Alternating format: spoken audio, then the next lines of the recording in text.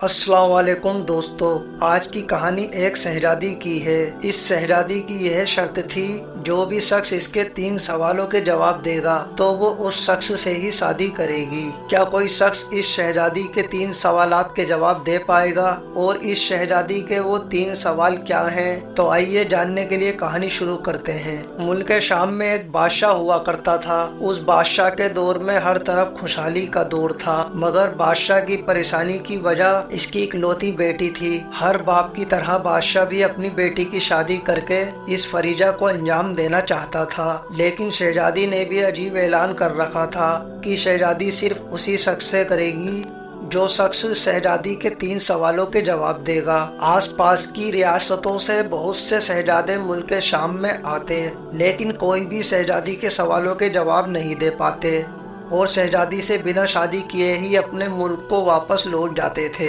लेकिन बादशाह के मुल्क में एक नौजवान लड़का रहता था जिसका नाम अली था। इस नौजवान लड़के ने अपने वालिद से कहा कि वह भी अपनी किस्मत आजमाना चाहता है। अली के वालिद एक बहुत बड़े आलिम थे और बरसों से लोगों में दीन का इल्म फैला रहे थे।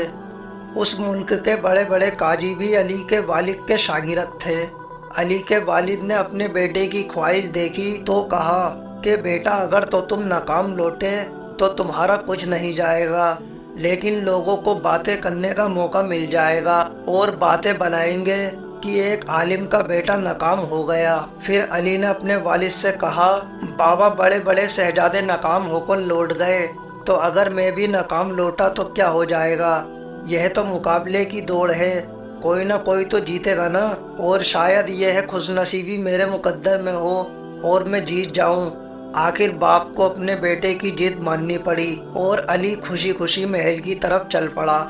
और जंगल की आग की तरह यह खबर पूरे शहर में फैल गई कि आलिम साहब का बेटा भी शहजादी के सवालों के मुकाबले में शामिल हो रहा है, और लोगों ने महल का रुख कर लिया। मुकाबले के वक्त बादशाह का महल शहर के लोगों से पूरा भरा हुआ था। बादशाह तख्त पर बैठा हुआ था और बादशाह की मलिका भी वहीं बैठी थी। आखिर सवाल जवाब का वक्त आ गया। शहजादी ने अपना पहला सवाल कर डाला।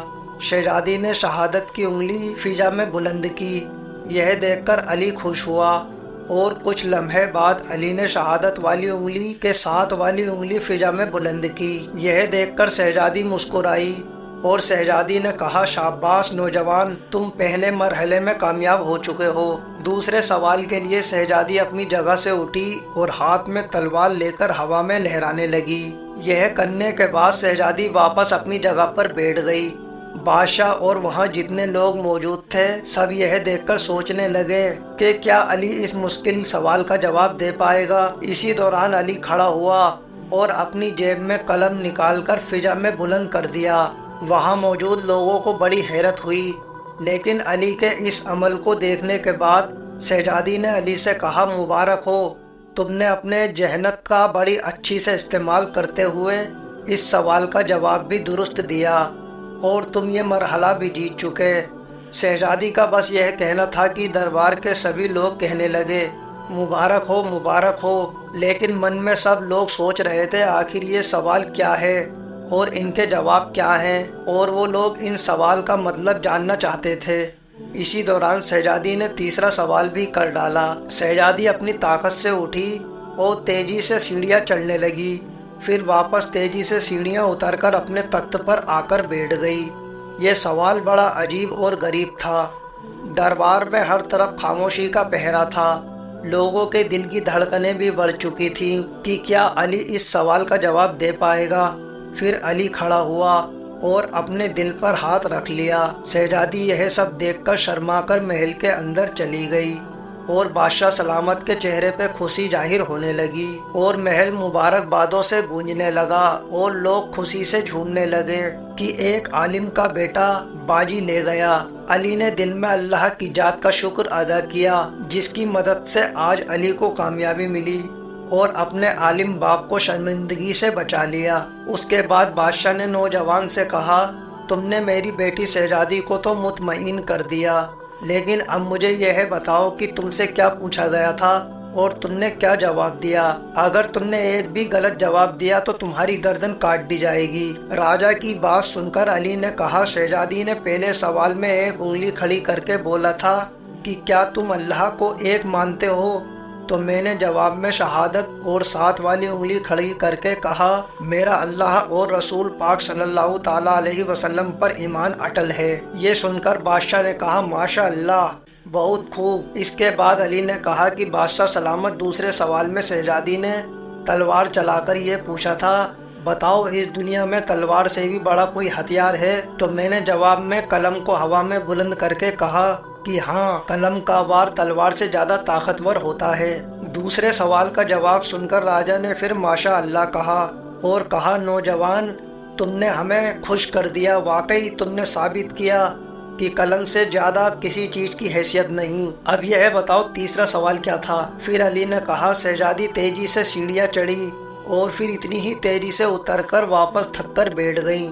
اس سوال میں شہزادی نے یہ کہا تھا کہ میں تھک گئی ہوں، لیکن میرے جسم کی کون سی ایک چیز ایسی ہے جو کبھی نہیں تھکتی؟ تو میں نے جواب میں اپنے دل پر ہاتھ رکھا، کیونکہ دل انسانی جسم میں وہ چیز ہے جو پیدا ہونے سے لے کر موت کے آنے تک دھڑکتا رہتا ہے اور کبھی نہیں تھکتا۔ تینوں سوالوں کا مطلب اور تینوں جوابوں کا مطلب جاننے کے بعد بادشاہ نے علی کو پاس بلا کر گلے سے لگا لیا اور کہا کہ اے لوگوں، گواہ رہنا، میں نے حقدار کا حق ادا کر دیا ہے۔ اور بادشاہ نے شہزادی کی شادی ایک عالم صاحب کے بیٹے کے ساتھ بڑی دھوم دھام سے کر دی اور اپنا فرض نبھا دیا، جس وجہ سے بادشاہ پریشان رہتا تھا۔ اب وہ فرض بھی مکمل ہو گیا، بادشاہ کی وہ پریشانی ختم ہو گئی۔ دوستو، اگر انسان کا ارادہ نیک ہو تو وہ کچھ بھی کر سکتا ہے۔ ہمیں جتنا بھی ہو سکے علم حاصل کرنا چاہیے اور اپنے بچوں کو علم سکھانا چاہیے، کیونکہ علم اس دنیا میں سب سے بڑی چیز ہے۔ امید ہے دوستو آپ کو ویڈیو پسند آئی ہوگی۔ اگر آپ کو ویڈیو پسند آئی تو ویڈیو کو لائک اور چینل کو سبسکرائب ضرور کریں اور کمنٹ باکس میں اس کہانی کے متعلق اپنی رائے ضرور دیں۔